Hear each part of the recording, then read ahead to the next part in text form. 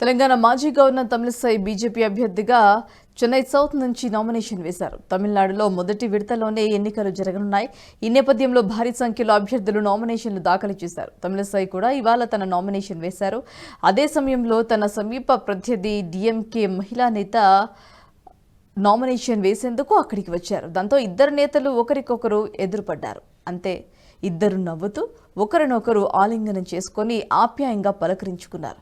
ఇది చూసిన అక్కడున్న వారంతా ఒక్కసారిగా షాక్ అయ్యారు. ప్రస్తుతం రాష్ట్రంలో డీఎంకే బీజేపీ మధ్య తీవ్ర రాజకీయ పోరు జరుగుతున్న సంగతి తెలిసిందే. ఇలాంటి సమయంలో వారిద్దరూ అలా ఆప్యాయంగా పలకరించుకోవటం అందరినీ కొద్దిసేపు విస్మయానికి గురిచేసింది.